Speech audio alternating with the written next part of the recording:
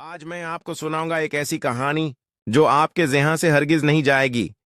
एक ऐसी हवेली की कहानी जहां वक्त रुका हुआ है, और एक लड़की की कहानी जो खुद को खोकर भी किसी और को ढूंढ रही है।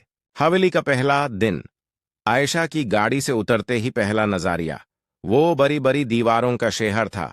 हर इमारत पुरानी थी, हर गली में कोई ना कोई राज छुपा हुआ था। उसकी सास ने कहा था, बेटा, ये तेरा नया घर है, यहां हर चीज को आंख बैंड करके मान लेना।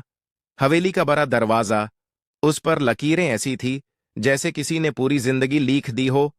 अंदर का आंगन, बीच में एक बड़ा पेड़, पेड़ की शाखें ऐसी फैली हुई जैसे वो किसी को घेरना चाहती हों। पहली रात की अजीब आवाजें।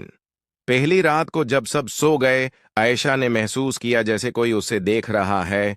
वो उठी, रूम के दरवाजे तक गई, कोई था नहीं, लेकिन उससे महसूस हुआ जैसे कोई उसके करीब है, उसके सांस ले रहा है। फिर आई वो आवाज, ज़ैनब। ऐसा लगा जैसे कोई उसके कान में ही बोल रहा हो। आवाज इतनी क्लियर थी, इतनी वजह कि आयशा ने रूम का लाइट ऑन कर दिया, लेकिन कोई था नहीं। तहखाने का दरवाजा हमेशा बैंड रहता था। एक दिन आयशा ने देखा, वो दरवाजा आधा खुला हुआ है। अंदर जाने पर उसे एक पुराना सूटकेस मिला। उसमें लेटर्स थे, पुरानी तस्वीरें और एक डायरी जिस पर लिखा था, ज़ैनब की डायरी। पहले पेज पर लिखा था, मैं जानती हूं कोई मुझे देख रहा है।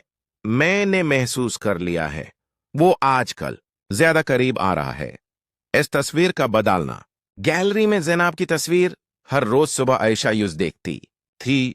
एक दिन अचानक उसने देखा तस्वीर में ज़ैनब की आंखें अब डायरेक्टली उसकी तरफ देख रही हैं। हालांकि पहले वो साइड में देख रही थीं। आयशा ने सोचा शायद उसने गलती से देखा होगा, लेकिन अगले दिन तस्वीर से ज़ैनब का चेहरा अब मुस्कुरा रहा था। रात आयशा की आंख खुली, उसने देखा एक सया उसके बेड के पास खड़ा है। वो हिल नहीं सकी, चीख नहीं सकी। सये ने हाथ बढ़ाया, उसके बाल छुए। फिर आवाज आई, मैं ज़ैनब हूं, मुझे तुम्हारी जरूरत है। ख्वाब या हकीकत। सुबह उठकर आयशा ने सोचा यह सब ख्वाब है, लेकिन उसके बालों में से एक चांदी का हेयरपिन मिला जो ज़ैनब की तस्वीर में भी था। अब आयशा समझ गई यह सब ख्वाब नहीं है कि डायरी के आखिरी पेजेस खींचकर अलग किए गए। आयशा ने टॉर्च लाइट में उन्हें ढूंढा। आखिरी पेज पर लिखा था, मैं जानती हूं वो मुझे ले जाएगा, लेकिन मैं वापस आऊंगी किसी नए रूप में, किसी नए नज़रिए से। आखिरी मुलाकात। आयशा ने फैसला किया वो ज़ैनब से बात करेगी। उसने हवेली के बाग में ज़ैनब को पुकारा, ज़ैनब, मैं तुम्हारी मदद करना चाहती हूं।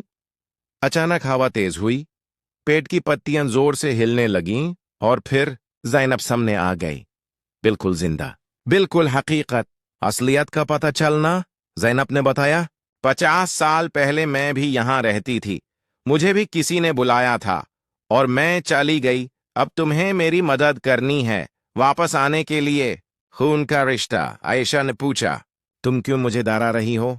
ज़ैनब ने कहा, मैं नहीं डरा रही, तुम्हें बचाने आ रही खून, क्योंकि तुम वही कर रही हो जो मैंने की थी, और मैं नहीं चाहती कि तुम भी गायब हो जाओ। ने आखिरी बात कही, आयशा, तुम्हारी सास, वो मेरी बहन है, उन्होंने ही मुझे इस हवेली में कैद किया है, और अब वो तुम्हें भी कैद करना चाहती हैं। कभी कभी हमारे अपने हमारे सबसे बड़े दुश्मन बन जाते हैं, और वो जगह जो घर कहती है वही हमारी कैदगाह बन जाती है। सोचिए, क्या आपके आसपास भी कोई ऐसी ही हवेली है? क्या आपके करीबी रिश्तेदार भी ऐसे ही किसी राज को छुपा कर जे रहे हैं? ये कहानी यहां खत्म नहीं होती, क्योंकि ज़ैनब और आयशा की कहानी शायद आपके घर के किसी कोने में भी चल रही है। बस आपकी आंखें खोलने का वक्त आना बाकी है।